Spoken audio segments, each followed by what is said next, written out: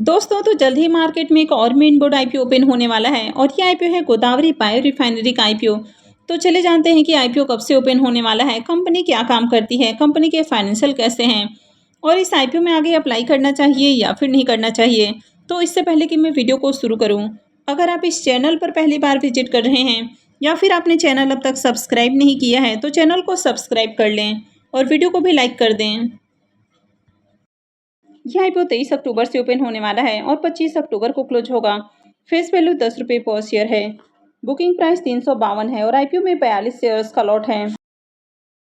IPO के size को देखें तो आईपीओ 554.74 करोड़ का है, यानी कि ज़्यादा बड़ा आईपीओ नहीं है, ये भी छोटा आईपीओ है जिसमें से 325 करोड़ के फ्रेश इशू हैं और 229.75 करोड़ का ऑफर फॉर सेल रखा गया है।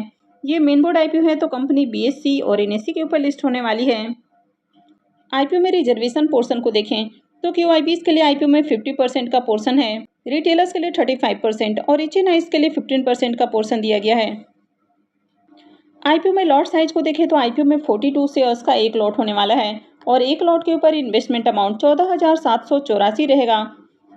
तो अगर आप आईपीओ में रिटेल पोर्शन से अप्लाई करते हैं तो मिनिमम एक लॉट और मैक्सिमम आप 13 लॉट लगा सकते हैं। वहीं पर अगर आप स्मॉल एचएनआईज पोर्शन में अप्लाई करते हैं तो आपको 2 लाख से ज़्यादा का इन्वेस्टमेंट करना होता है, यानी कि मिनिमम आपको 14 लॉट लगाने होंगे और मैक्सिमम यहाँ पर आप 67 लॉट लगा सकते हैं। वहीं पर आईपीओ में अगर आप 10 लाख से ज़्यादा का इन्वेस्टमेंट करते हैं तो फिर आप बिग एचएनआईज पोर्शन में आते हैं। इस कंपनी में प्रमोटर्स की होल्डिंग को देखें तो प्रमोटर्स की होल्डिंग 81.06% है और आईपीओ लिस्ट होने के बाद प्रमोटर्स की होल्डिंग 63.31% रहने वाली है।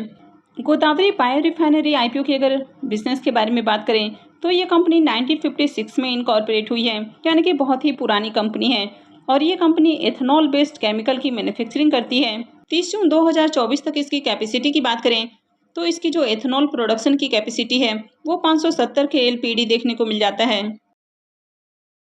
अगर 31 मार्च 2024 तक इसके इंस्टॉल कैपेसिटी के हिसाब से देखें तो ये कंपनी वर्ल्ड वाइज एमपीओ की लार्जेस्ट प्रोड्यूसर देखने को मिल जाती है।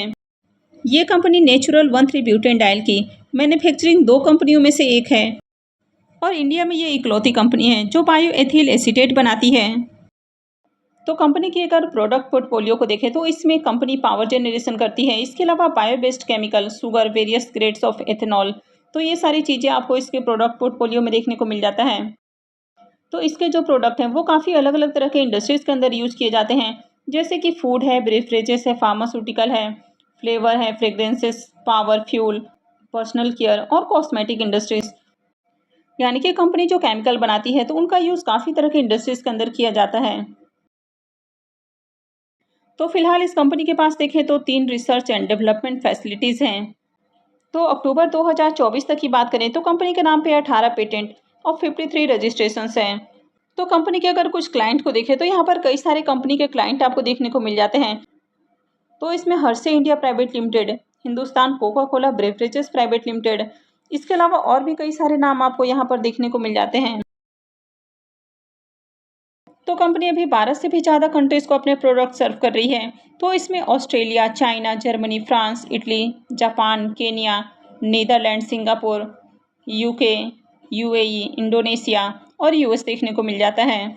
तो फिलहाल कंपनी के 2 मैन्युफैक्चरिंग फैसिलिटीज़ हैं, एक कर्नाटका में है और दूसरा महाराष्ट्र में है। तो कंपनी के बिजनेस को देखें तो कंपनी का बिजनेस अच्छा है।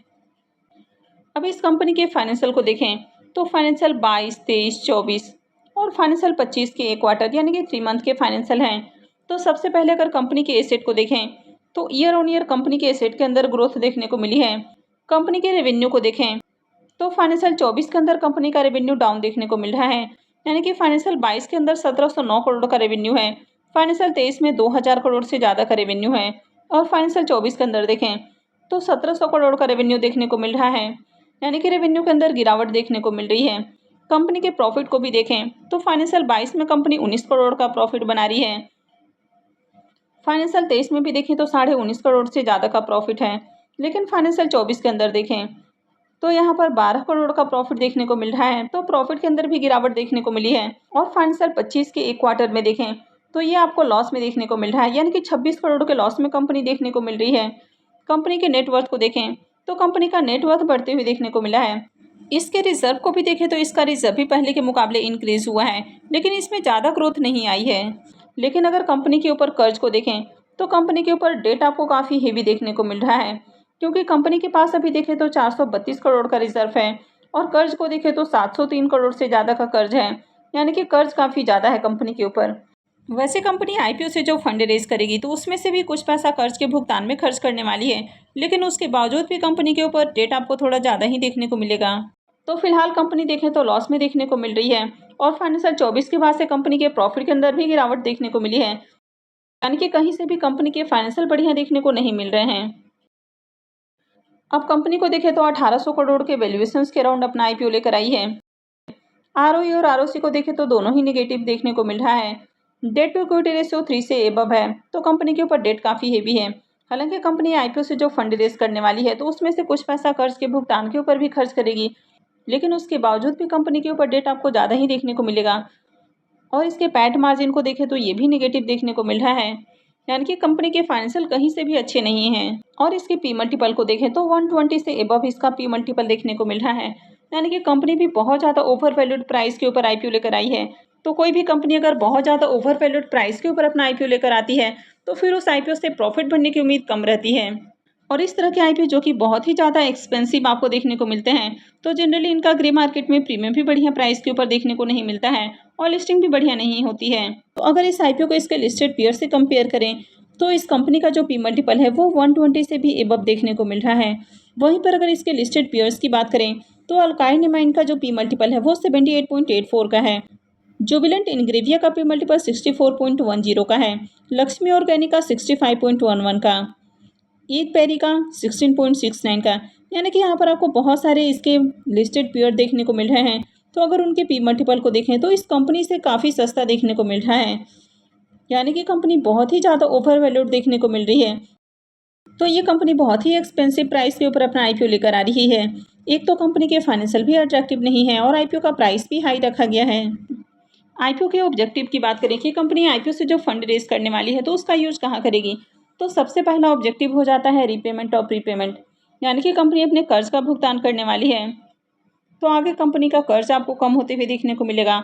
और सेकेंड ऑब्जेक्टिव हो जाता है जनरल कॉर्पोरेट पर्पस। आईपीओ के इम्पोर्टेंट टाइम टेबल की बात करें तो आईपीओ 23 अक्टूबर से यानी कि वेडनेसडे से ओपन होने वाला है और ये 25 अक्टूबर को क्लोज होगा।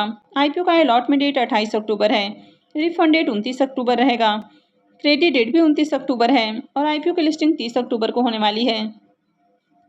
अब इसके ग्रे मार्केट प्रीमियम को देखें तो अब तक इसका ग्रे मार्केट में प्रीमियम ओपन नहीं हुआ है और आपने देखा कि आईपीओ बहुत ही ज़्यादा ओवर वैल्यूड प्राइस के ऊपर आते हुए देखने को मिला है। तो इस तरह के आईपीओ से प्रॉफिट की उम्मीद तो कम ही लग रही है। तो आगे इसका ग्रे मार्केट में प्रीमियम ओपन होता है या इससे रिलेटेड और कोई अपडेट आती है तो मैं भी आपको अपडेट कर दूंगी। तो आगे भी इसी तरह की और भी अपडेट से जुड़े रहने के लिए चैनल से जुड़े रहें, चैनल को सब्सक्राइब करके रखें और अगर आपने वीडियो को लाइक नहीं किया है तो वीडियो को भी लाइक कर दें। वीडियो को अंत तक देखने के लिए आप सबका बहुत बहुत धन्यवाद।